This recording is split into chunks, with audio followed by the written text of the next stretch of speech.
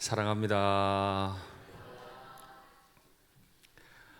역시 주님께서 어린 아이와 같아야 된다고 아이들이 아멘 잘하고 사랑합니다 더 잘하는 것 같아요.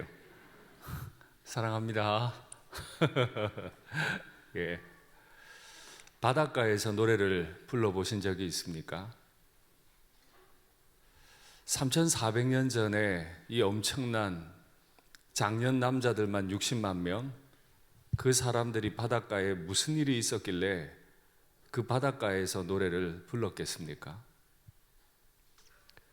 아마 이집트 그 사막 땅에 살다가 물이라고는 나일강 그거 하나 보고 살다가 갑자기 자기들 앞에 닥친 거대한 바다를 보고 그들은 깜짝 놀랐을 겁니다.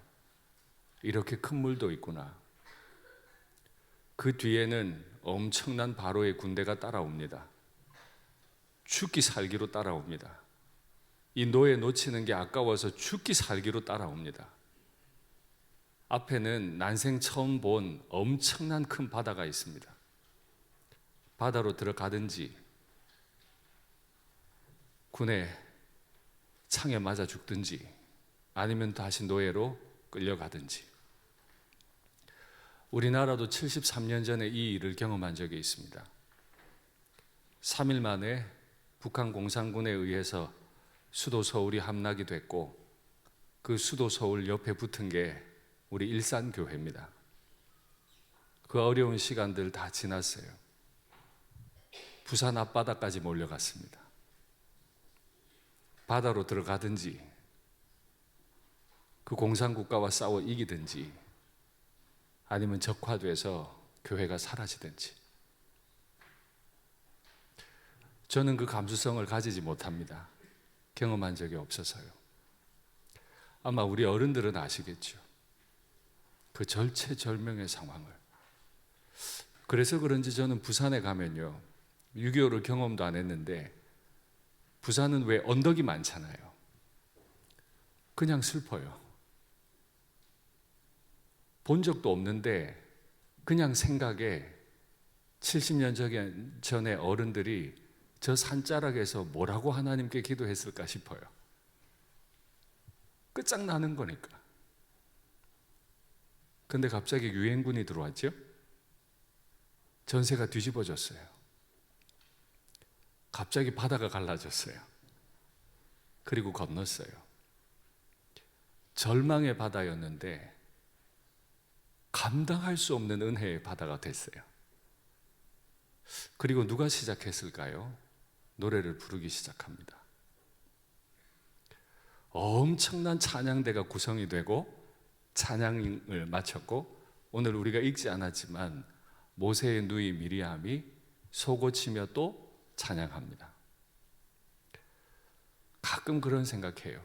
우리 일산교회 예배가 홍해 바닷가에서 부른 노래와 같으면 좋겠다.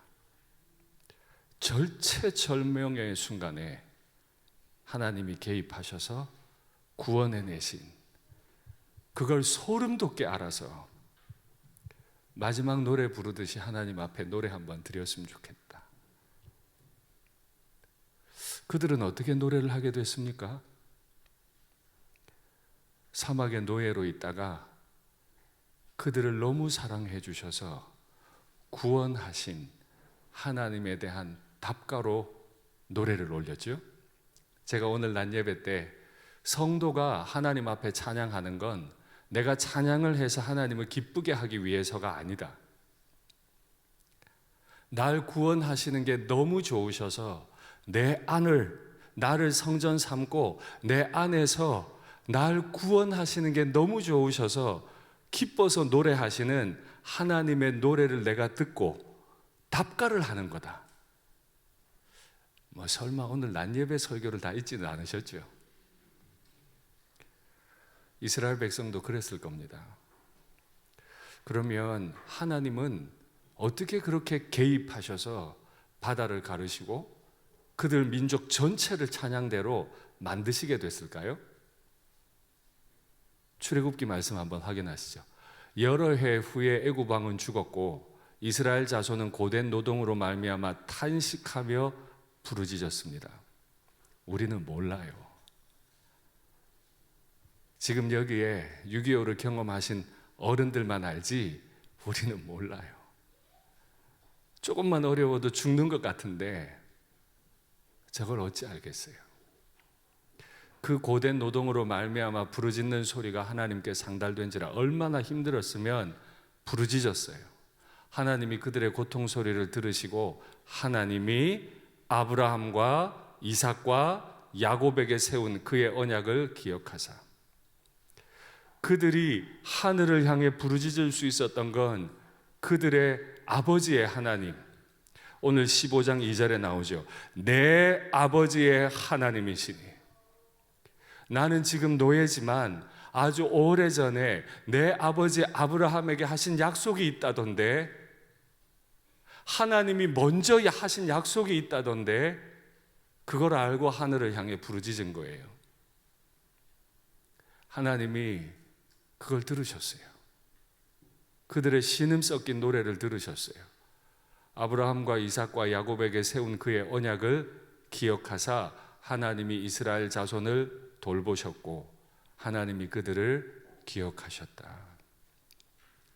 그들의 고통의 비가를 부르고 있을 때 하나님이 그들을 주목하셨고 그들을 돌보시다가 모세를 보내시고 모세를 통해 구원해내신 것을 믿습니다. 이미 말씀드렸지만 이들은 어떻게 하나님을 향해 부르짖었습니까? 말씀 확인할까요? 여호와께서 아브라함에게 이르시되 너는 반드시 알아라. 네 자손이 이방에서 객이 될 거다. 하나님이 이미 다 알고 계세요. 이미 내 아버지의 하나님으로서 후손들이 이렇게 될 거라는 걸 알고 계세요. 그들을 섬기겠고 그들은 400년 동안 네 자손을 괴롭힐 거다. 그들이 섬기는 나라를 내가 징벌할 거고 그 후에 네 자손이 보상받는 거죠. 그 400년을 손해배상받아 나오는 거예요. 큰 재물을 이끌고 나올 거다. 하나님이 이미 시작하신 일이에요. 우상 숭배하고 있던 아브라함을 불러서 아브라함과 언약을 맺는 자리에서 내가 이렇게 너한테 해줄게. 조건이 없어요.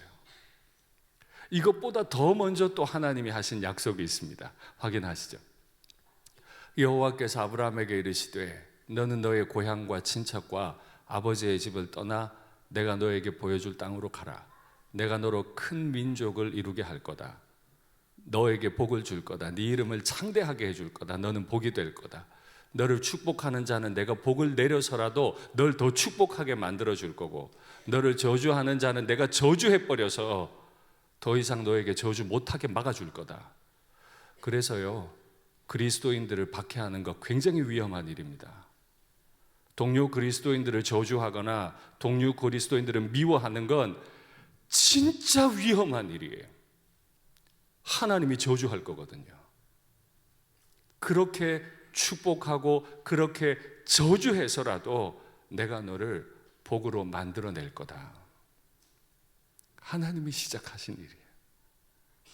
시작하신 하나님이 이 백성들 그대로 이끌어내셨고 우리는 소름 돋는 일인데 하나님은 다 계획을 하셨어요. 바닷가에서 부른 노래는 내 아버지 하나님, 내 아버지의 하나님으로부터 시작된 이미 하나님의 계획 안에 있는 놀라운 구원의 역사인 줄 믿습니다. 이 노래가 어떻게 맺을까요? 창세기에 이 아브라함을 통해 하신 약속이 성경 맨 끝장 요한계시록 22장 마지막 두 절을 통해 언약이 성취가 됩니다. 확인하시죠. 이것들을 증언하신 이가 이르시되 여태까지 일어났던 일들과 앞으로 하나님이 이루실 일들을 다 증언해 주신 분이 말씀하시는데 하나님이 마지막 노래를 부르시는 거예요. 내가 진실로 속히 갈 거야. 아브라함 불러서 노래 부르신 게 이루어졌나요? 안 이루어졌나요? 이루어졌어요. 내가 진실로 속히 오리라 하나님이 노래 부르시면 오실까요? 안 오실까요? 오세요. 그랬더니 성도들이 그 소리를 듣고는 답가를 합니다. 아멘.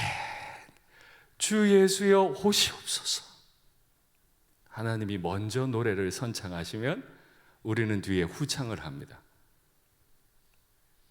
하나님이 노래를 먼저 부르시면 거기에 감동한 백성들이 답가를 올립니다. 그걸 옆에서 보고 있던 요한이, 제3자의 위치에서 반모섬에서 보고 있던 요한이 얼마나 소름 돋았는지 마지막 한마디를 전해줍니다. 주 예수의 은혜가 모든 자들에게 있을지어다. 아멘. 하나님이 노래 부르시고 백성들이 답을 하는 걸 보고 있는 사도 요한이, 예수님의 은혜가 이 찬양 공동체 가운데 있을지어다. 아멘 하고 성경 66권은 마무리됩니다. 오늘 우리는 오전 내내 하나님 앞에 답가를 불러 올렸습니다. 그리고 오늘 저녁에도 추수감사의 마음을 담아서 우리나라 대표적인 어린이 합창단이죠. 한때 오해를 받았어요. 선명회라 그래가지고 문선명하고 관계 있는 것으로 전혀 관계 없는데 말이죠. 우리나라 가장 힘들 때 우리나라 돕기 위해 미국 목사님이 만든 단체가 선명회 아닙니까? 근데 이제 우리나라는 그걸 다 이겨내고 돕는 단체가 됐어요. 성가대만 찬양하는 거 아니죠. 하나님을 노래하는 방법은 참 다양합니다. 하나님의 구원의 도구로 쓰임받으면 하나님의 노래가 되는 거죠. 오늘 전국에서 각 지부의 선명회 합창단, 월드비전 어린이 합창단에 있던 아이들 중에 연주반으로 발탁된 실력 있는 아이들이 우리 교회로 모였습니다. 이게 얼마나 엄청난 일이에요? 왜 그 아이들은 이런 일을 하는 거죠? 노래 자랑하려고? 스펙 쌓으려고? 아니요. 그들의 아버지 어머니를 구원하셨으니 아버지 어머니가 그 아이들에게 찬양을 부르게 했네요. 그 아이들이 모여서 하나님의 구원을 노래합니다. 우리는 그 바닷가에 지금 서 있는 겁니다. 함께 노래하시면 좋겠습니다. 한 영혼이 되시면 좋겠어요. 그리고 우리 교회가 이런 일에 익숙하지 않지만 그 일을 하는 중에 월드비전을 통해서 가난한 나라의 아이들을 돕는 일에 동역해 줄 것을 부탁하는 일이 있을 겁니다. 마음 여시고 우리가 하루에 2잔 석잔이라도 사 마시는 커피 몇 잔 아끼면 얼마든 도울 수 있습니다. 어떤 생각도 하지 마시고 하나님의 일에 동참해 주시면 정말 좋겠습니다. 제가 우리 일산교회 부임해서 6년 동안 처음 이런 말씀을 드리는 것으로 압니다. 오늘 우리 교회 가운데 처음 이런 일이 있는 것으로 알아요. 이 일에 있어서 여러분 헌신해 주시면 좋겠습니다. 월드비전에서 저한테 선물을 주셨어요. 바로 이겁니다. 당연해 보이죠? 근데 제가 설명을 들었어요. 처음 만들어 봤대요. 순서지 안 만드는데 처음 이렇게 만들었대요. 그 이유를 설명하시기를 일산교회가 90년 됐다고. 그래서 여기 위에 우리 교회 로고를 새겼어요. 그리고 합창단 초청 공연하고 밑에 일산교회라고 만들어 뒀네요. 나중에 이거 잘 보관하면 오늘 90주년사 발간된 것처럼 100주년사에도 또 들어가지 않겠어요? 우리는 이런 선물을, 아주 세밀한 선물을 받았습니다. 한마음 된 찬양으로 또 한마음 된 헌신으로 우리의 답가를 부를 수 있으면 좋겠습니다.